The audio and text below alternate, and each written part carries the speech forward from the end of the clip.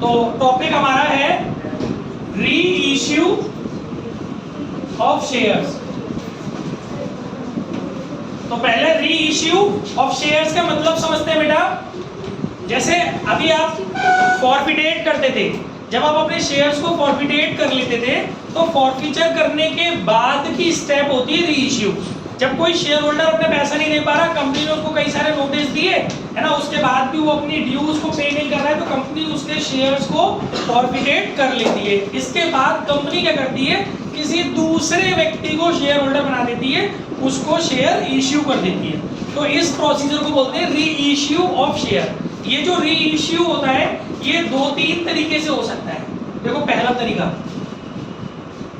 री issue at par. इधर ध्यान दीजिए, नहीं तो एंट्री नहीं क्वेश्चंस नहीं कर पाओगे।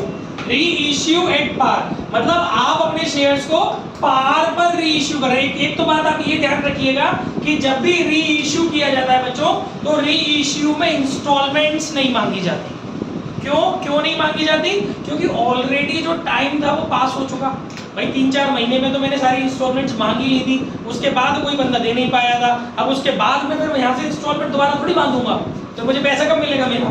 इसलिए री इश्यू जो होता है उसमें आप इंस्टॉलमेंट नहीं होता, लमसम पेमेंट होता है, मतलब एक ही बार में पूरा पैसा मांग लिया जाता है। ठीक है, तो री इश्यू अगर आपने पार पे किया है तो ये फॉरफीचर के बाद ही आएगा। जब तक फॉरफीचर नहीं करोगे तो री इश्यू कहां से करोगे? पॉसिबल ही नहीं है।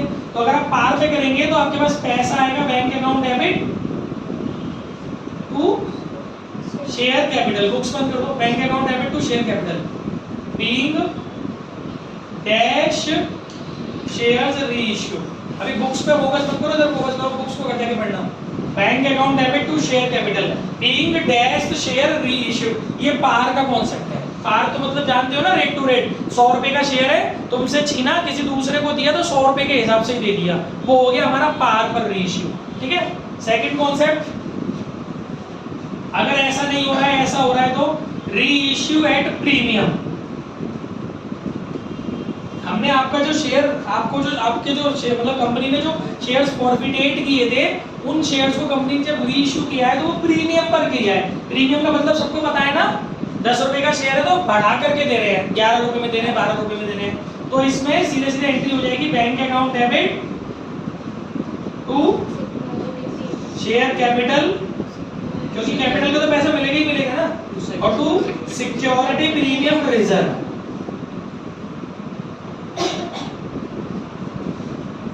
ठीक है, बीइंग डैश शेयर्स री इश्यूड एट प्रीमियम। ओके बच्चों, थर्ड टॉपिक है हमारा री इश्यू एट डिस्काउंट। अब देखिए ये नई चीज आ गई। देखिए इश्यू जो होता है वो कभी भी डिस्काउंट पे अब नहीं हो सकता, लेकिन री इश्यू डिस्काउंट पे किया जा सकता है। ये 1 मार्क में कहीं किसी कॉन्सेप्ट में यूज हो सकता है, ध्यान रखिएगा।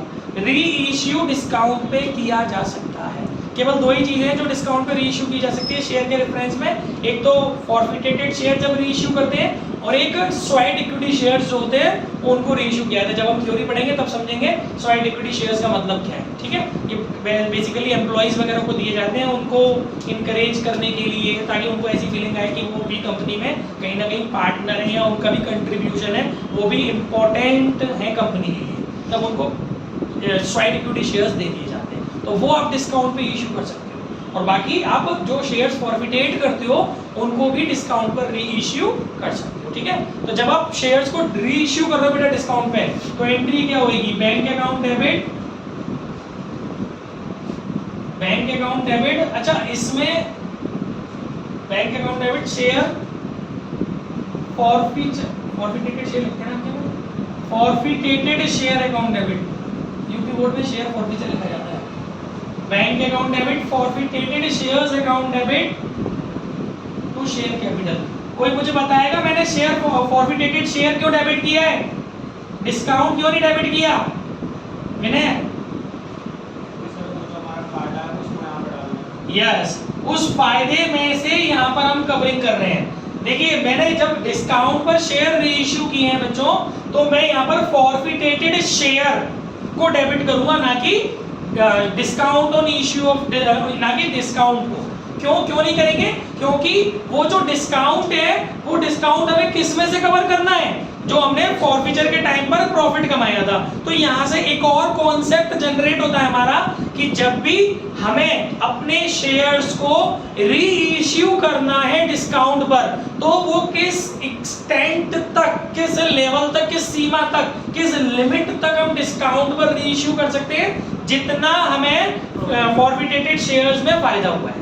फॉरफीचर करने पर शेयर्स के जिस लेवल पर हमें प्रॉफिट हुआ है, केवल उस लेवल तक ही हम डिस्काउंट पर अपने शेयर को री इश्यू कर सकते हैं। ठीक है, ये 1 मार्क में मालूम है कैसे क्वेश्चन आएगा, ये मैं आपको बताता हूँ एक छोटा सा एग्जांपल। वो बोलेगा सपोज एक शेयर है जिसकी वैल्यू है 10 रुपीज, एक शेयर है जिसकी हमारी वैल्यू है 10 रुपीज। ठीक है, 10 रुपए का शेयर है, एक व्यक्ति के पास 100 शेयर है जिसमें 2 रुपए की एप्लीकेशन, सब चीजें 2.5 रुपए की, 2.5 रुपए की एप्लीकेशन, 2.5 रुपए की अलॉटमेंट, 2.5 रुपए की फर्स्ट कॉल और 2.5 रुपए की सेकंड कॉल। एक व्यक्ति है जिसके पास 100 शेयर है, इस तरीके की केस स्टडी आ सकती है 1 मार्क में। तो उस व्यक्ति ने फर्स्ट कॉल और सेकंड कॉल नहीं दी,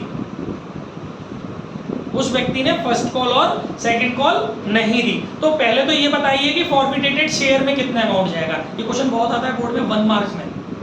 अब आपको कैसे, मैंने इसमें आपको पूरी टेबल वेबल बनाने की जरूरत नहीं है। मैंने आपको क्या सिखाया था कि फॉरफिटेटेड शेयर में कौन से अमाउंट जाता है जो वो दे चुका है, बताया था भाई, मैं पढ़ाई थी होशो तो नहीं कर। फॉरफिटेटेड शेयर में वो अमाउंट डालते हैं जो वो दे चुका है। वो कौन कौन सी इंस्टॉलमेंट दे चुका है गाइस? एप्लीकेशन दे चुका है और अलॉटमेंट। इन अदर वर्ड्स कि वो 2.5 और 2.5 5 रुपए दे चुका है। ठीक है, तो 5 रुपीज और उसके पास शेयर्स कितने हैं?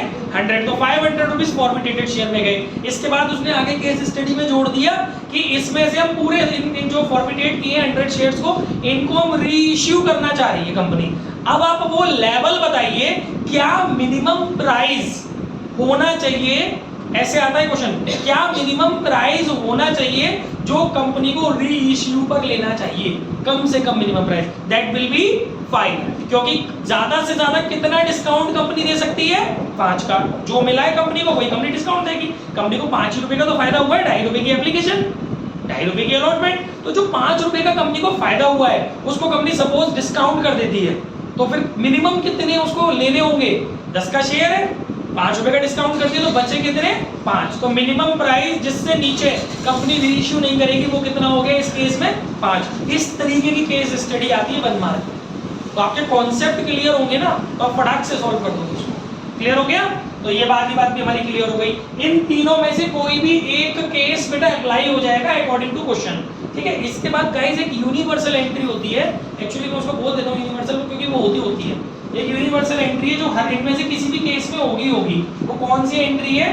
देखो, आपको जो फायदा हुआ है फॉरफीचर के टाइम पर, उस फायदे में से आपको री इश्यू करने पर जितना डिस्काउंट गया है उस लॉस को आप कवर कर लो। जो बचा हुआ आपका शेयर फॉरफीचर है, जो आपका बचा हुआ फॉरफिटेटेड शेयर का अमाउंट है, उस अमाउंट को अब आप कैपिटल रिजर्व में डालो, क्योंकि अब उस अमाउंट का काम खत्म, तो आप उसको अपनी कैपिटल का पार्ट मत बनाओ, अब उसको अपने फायदे में मतलब अपने रिजर्व्स में ले जाओ। और वो इस तरीके का रिजर्व किस यूज में आएगा?